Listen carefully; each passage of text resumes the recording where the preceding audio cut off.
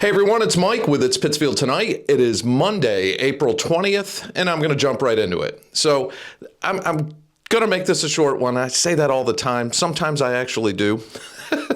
So I just want to touch on a few things because I know quite a few of you saw the interview I posted with Mayor Marchetti from City Hall last week, talking about a few things.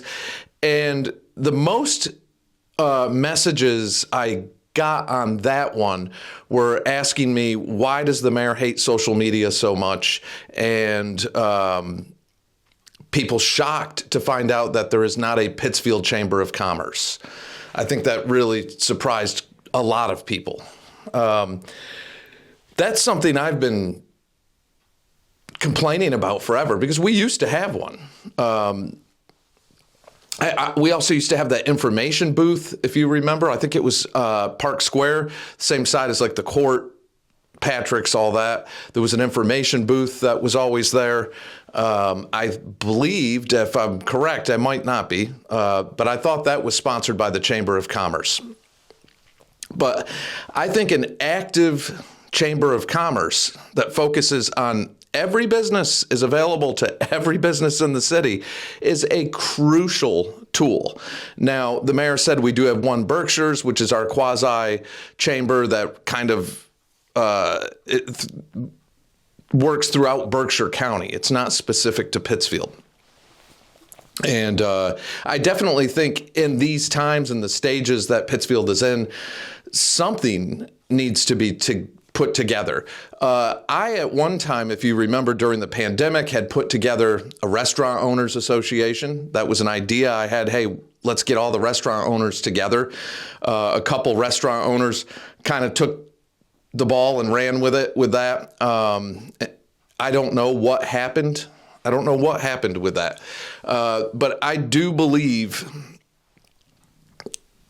bottom line is, I believe this. If businesses work together, supporting each other, it lifts everybody up.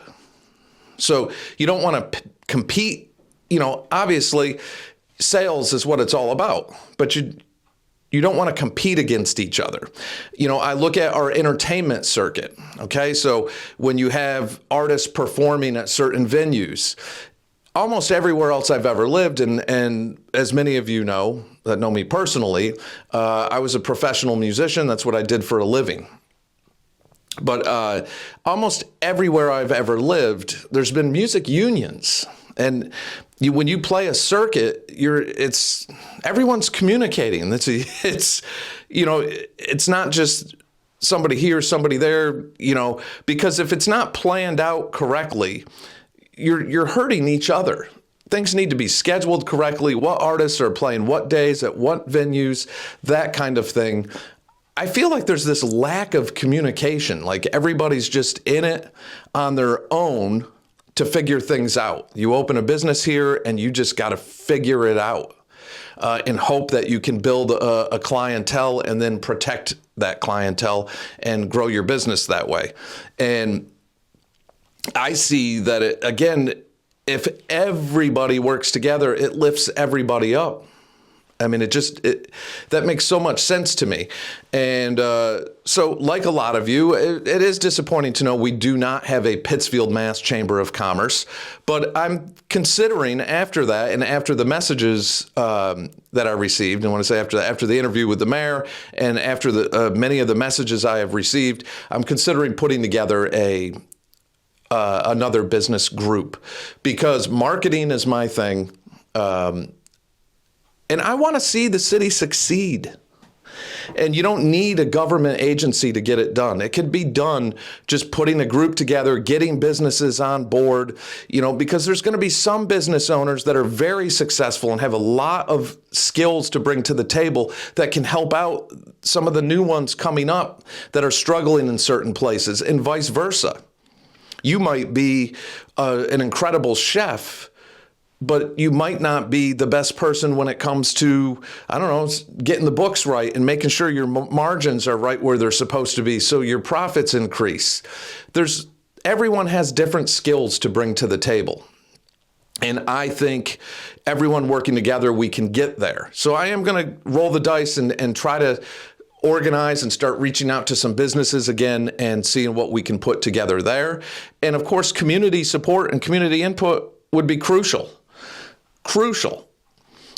because it is sad when every time we see a new business open, and it happens a lot in our downtown area, and then 12 to 24 months, somewhere in that range, and then they're gone again. And then another one comes into that space. And it's almost like sometimes you see someone else come in doing the exact same thing that the person that went out did, and making the same mistakes. And that the sad part about that is when someone has a dream to succeed and they have this vision, it can get very emotional. I get that. But all those other pieces to the puzzle have to be in place for that to succeed. And sometimes the emotion can cloud your view. You have this vision, what you want to do, and you're like, I'm going for it. And you take the loans, you make the investments, you do everything that you have to do. But you got to make sure that you have every tool in the toolbox and you have a business plan, and you're going to stick to it, and you're going to do what you can to make that work. And that's how you'll succeed. That is how you'll succeed. So, all right, I definitely will keep everybody updated on that, and we'll see where we can go with that. The school, that was the other thing. So as we've been talking about for several, 2 or 3 weeks now, pretty continuously, that now we've come to the decision, the school committee has, that they're going to close Morningside Community School at the end of this school year. And I think most people do get it. There's a few people that don't quite understand. So I'll just say this. For one, that open floor concept that Morningside was using, there is data that shows it doesn't work. It does not work. It's hurting the kids. That's number one. And there's data that shows that. And if you look at the reports for each school and as far as their performance, you'll see it there also. Two, to me, one of the biggest parts of this is our school enrollment is dropping and dropping and dropping. We're like 4,680, something like that. We're in the 4,600s right now for our entire Pittsfield public school system. And it's going to be a blink of an eye and we're going to be in the 3,000s. We're going to be 3,900. We're losing on average a couple hundred students every year. The population is dropping. This past year, we lost almost another 0.5%. And the school enrollment is dropping. You look at the median age in the city, and there's the writing on the wall. When the median age is approaching, we're in the mid-40s, approaching 50 years old, that ought to tell you right there how that's going to have an impact on our public school enrollment. And you can look at the data and show. You can look at the number of students we have right now in 6th, 7th, and 8th grade, okay? And then look at the number of students in the same report for K through 2nd, so kindergarten, 1st, and 2nd grade. And look at the difference in those numbers. And then you take that kindergarten, 1st, and 2nd grade group and slide that up a couple years to grades 6, 7, and 8, and you'll see what you need to see. You're going to go, wow, we're going to have that many fewer in those grades in just a few years. We're watching that go down and down. I know the city has been discussing, the city council voted and the superintendent had brought up to have the state look into possibly allocating funds for redoing Pittsfield High School. To be honest with you, I don't see that because we are probably 5 to 8 years away from our high school enrollment for the public schools fitting all under one roof. I see that happening in that short of a time span. And those are realities because Pittsfield, unfortunately, runs on federal and state funding. Our debt to GDP ratio, I mean, you can look at those numbers. Pittsfield is not generating the funds it needs to run itself. We don't have it. The tax base is not bringing it in. And the property taxes, the commercial tax is not bringing it in. Property taxes, excise taxes, not bringing it in.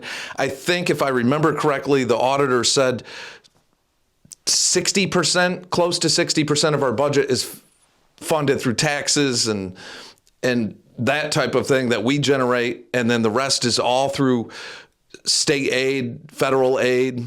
And I could be wrong on that. It could be more coming in aid, but I think I could have it backwards. But I believe it's 40%, almost half of the budget, we get from the state and the feds. We don't have the funds. That's a problem. That's a problem. So to see Pittsfield succeed, you're not going to, if your school enrollment drops below 4,000, okay, and we're not that far away from that happening. We're in the 46s now. And next year we're projected to be, around 44.5, something like that, 4,500. And it could go lower than that. I don't see how the city is going to have the resources to pay to keep all these buildings open. How are you going to pay for maintenance and utilities and all the upkeep? I just don't see that happening. So as upset as people are with Morningside right now, people are going to be, I think, more upset in reality when we start talking about other schools, because I don't think the conversation stops here. I don't think Morningside Community School is the first and the last on the chopping block. My gut feeling tells me it's sooner than later that we're discussing another school and another school. Unless something miraculous happens and our population turns around and all these young people move into the community. I don't see that happening. I honestly don't. So I think people really need to start thinking ahead and preparing for this, because I do get the emotions. There's people say we should be closing Allendale, and it sucks. It's like that's that not in my backyard attitude. It really is, but I look at it this way. If you can open your door and you look and you see miles away a big fire coming, don't wait till that fire is at your front step before you try to get help. We see the fire coming. We see the challenges and the changes happening in the community. It's time to start being proactive with this now. And again, I could be totally wrong on the PHS thing. I just don't see the state giving money, because here's the other side of that coin. The state is facing a $1.1 billion deficit. The state doesn't have the funds. That's why, like today being 420, you'll notice the governor has made changes to the cannabis laws right now.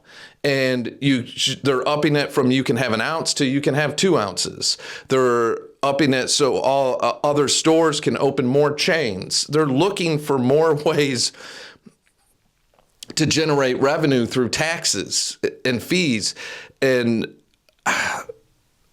I just, you see the writing on the wall, because again, I've said this and one or two people sent me some messages saying I was wrong, but I completely think that millionaires tax that we passed in 23 was a huge mistake.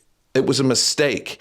And I'm not getting into a political conversation about it, but my view on that is, and I've said this multiple times, if it was a federal policy, totally different situation. But when you increase taxes on people making $1 million or more a year, and you add another 4% in taxes to them, and all they have to do is pick up and move and go to another state, and they can save all that money, what do you think is going to happen? People that, like in the interview I did with the mayor, and a few people said, yeah, please do what you can. You got to get us a Trader Joe's. What do you mean? How do we get us a Trader Joe's? You want the city to open one? Anybody can come here and open a business. Massachusetts is not a business-friendly state. It's not. You look at the cost to do business here, and it's not feasible. And when you take a small population like Pittsfield's, you're not going to get these type of businesses that will come here. You can go to Boston and they have Trader Joe's there. And you can go to other areas and see Olive Gardens and things like that people talk about. But not only do we not have the population, you take the population and then you take the cost to doing business in this state, and there's no money in it for them. That's why we don't have them. If this was a inviting community and business-friendly place, we'd have everything. Everybody would be here. If you could make money here, they'd be here. Believe me, they would be here. So I think we need to look at those things. But before we start thinking that way, I think a business organization, a private one, that can, because I want to be part of that and I want to spearhead that. That's something I've talked about over and over and over in the past. And that's why that conversation is back.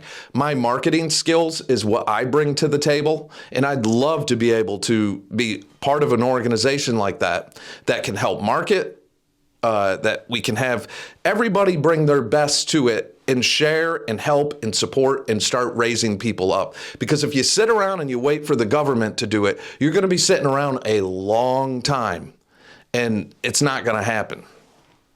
So that's that. Take the negative, turn it into positive, get involved, be part of the community and move forward. And that's how, And as far as, the mayor or other people saying they don't like social media, look, social media has its problems, but it's not social media. It's a platform.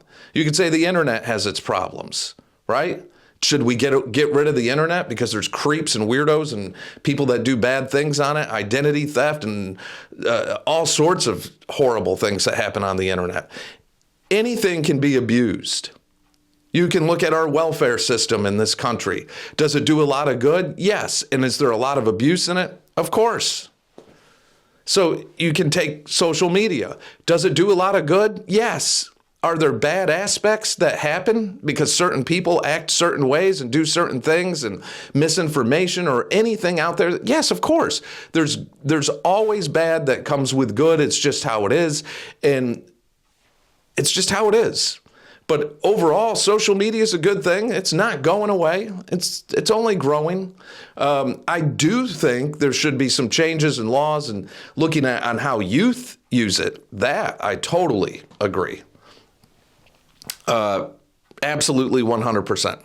But that's a different conversation also. So, all right, that's it for now. I know that's a lot and me jumping around, but there's a ton coming up. I'll be putting out probably tomorrow morning. I got together with my friend Dasheen Moore talking about this year's Beat the Streets tournament. This is the 6th year of the Beat the Streets Summer League. Signups for that have started. I'm going to do a separate post for that. Also, upcoming interview with Steve Bateman talking about the Harry Bateman Memorial Fishing Derby, which is one of our big events that kicks off summer every year. And the Harry Bateman Fishing Derby raises a lot of money for a great cause, which is the Dana-Farber through the Jimmy Fund, the Dana-Farber Cancer Institute. And of course, it's more than just a fishing derby. I mean, the kids that get bicycles and all sorts of different stuff. It's a great family event, and it's a very important one. Hundreds of families and children show up for that. So I'm excited to talk about that with Steve. And like I said, the interview with Dasheen for Beat the Street Summer League will be out tomorrow. And there's a bunch of other stuff coming up. There's some business openings that I'll be attending and some housing stuff and just a whole bunch of stuff coming up. So to the business owners that would be interested in being part of a group, message me, comment, message me, DM me, whatever you got to do. I'd love to make that happen. It's going to take enough businesses to make it happen. So we got to get the ball rolling. There's got to be people on board to do that. But I'd be all about spearheading that and getting that rolling and getting that organized and going from there. So that is it for now. Take care of yourselves, take care of each other, and I'll catch y'all in the next day or two.